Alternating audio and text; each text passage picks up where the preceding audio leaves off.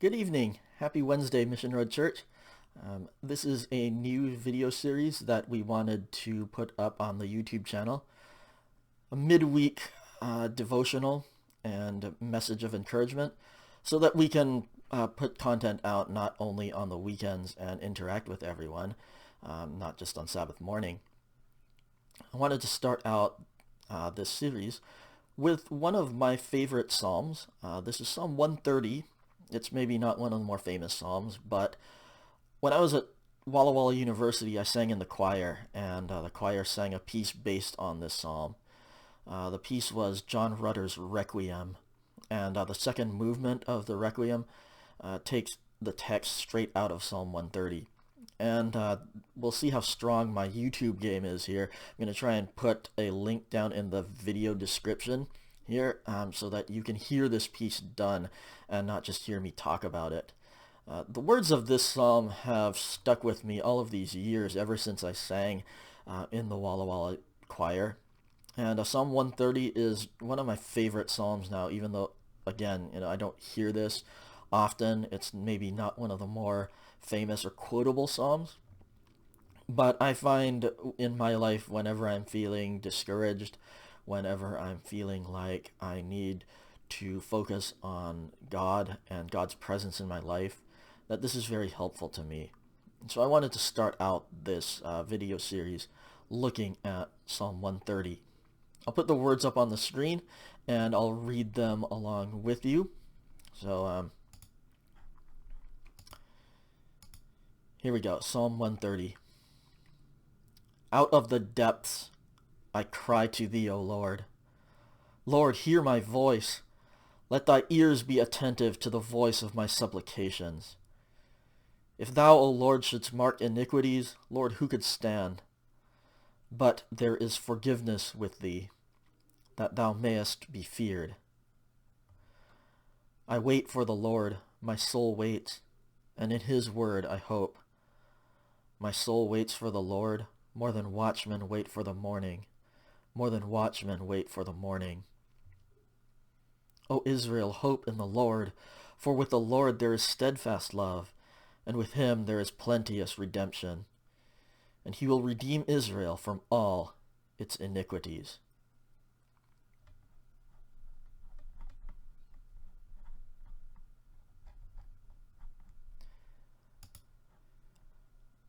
Not only is this one of my favorite psalms, it also struck me as having a lot of intersection with our current situation.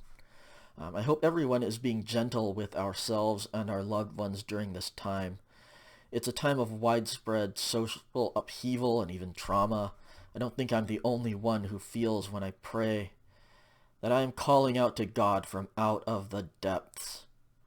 Why is this happening now? Why are we going through this? What am I supposed to do as a father, as a pastor during this time? God, I have questions. I'm worried. Let your ears be attentive to the voice of my supplications. Now, in thinking about this disaster that we're in currently, if anyone has heard me speak for the last few years at Mission Road Church, you know that I'm hesitant to claim knowledge of why bad things happen. Why it seems that God either is causing disasters to happen or passively letting things happen, right? If we believe that God is all-powerful, then why are these things happening? I'll say it plainly, I don't know why this pandemic has happened, or why God has allowed this to happen. I don't know if anybody knows the answer to those things, and I'm equally hesitant to claim that God allows these things to happen for a good purpose. Like, oh, this will turn people's hearts to God. Yes, that may very well happen, and yes, that is a good outcome. But is that the reason that God allows disasters like this to happen? I don't feel like I'm entitled to say that. I haven't lost any of my friends or family to this disease. I haven't paid that price. And because of that, it seems off for me, sheltered pretty safely in my house here, to suggest that whatever good outcomes that happen are worth the cost. right? The cost we're all paying in anxiety and stress. Some of us may have lost jobs and income. We all feel the strain of being cut off from social contact. And of course, the loss of life among our most vulnerable. How can I make a comment about this being worth it when I haven't paid those high prices yet? When I haven't felt that pain that so many people are going through right now? However, while I am uncertain as to why this has happened or has been allowed to happen, I do believe that we have a say in how we approach this disaster and what we learn from it. The situation has exposed some serious sins in our society, things that we need to address and make right. It's exposed our pretense towards self-sufficiency and our lack of care for those who have less or are counted as less. This pandemic, for example, has shown just how crucial some people are. People that we might normally overlook or look down upon as being less skilled, making less money, being less necessary. Now, some of those very people are being shown as the most necessary in this time.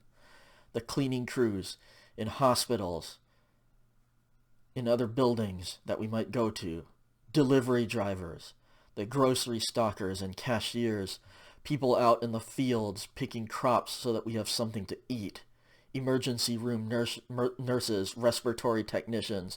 These people are so easy to overlook. Or for those people who work in the service industries, we take out our frustrations on them when we're having a bad day. Now, look, everyone is having a bad day. But these jobs and the people who do them are crucial just to keeping us alive, often at considerable risk to their own health and safety. This situation also has the potential to refocus us on what is really significant and important.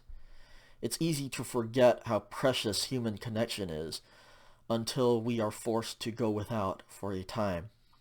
Our church friends, our school friends, family members.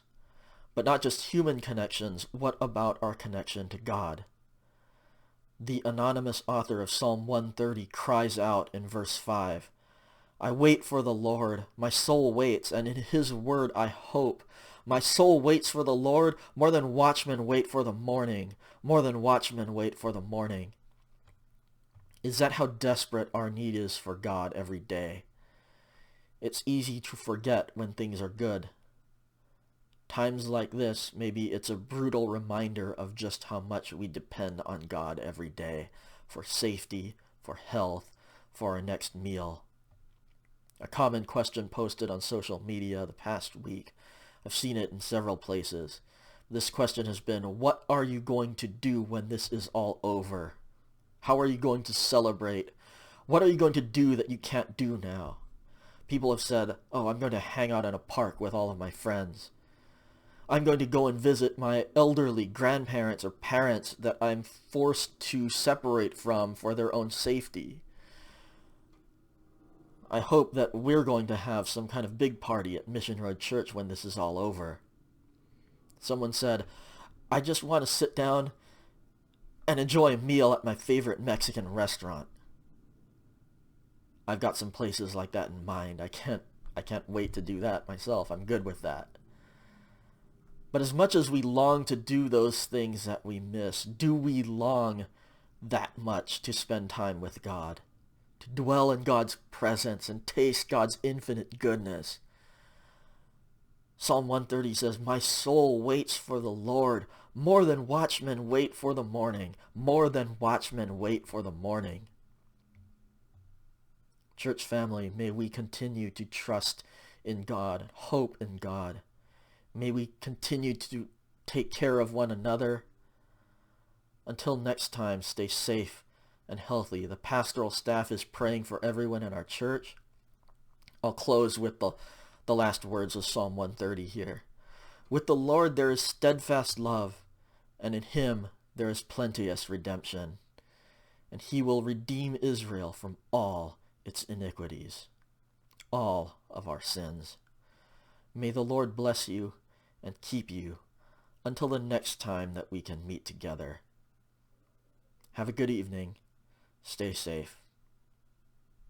And let's enjoy some time with God this week.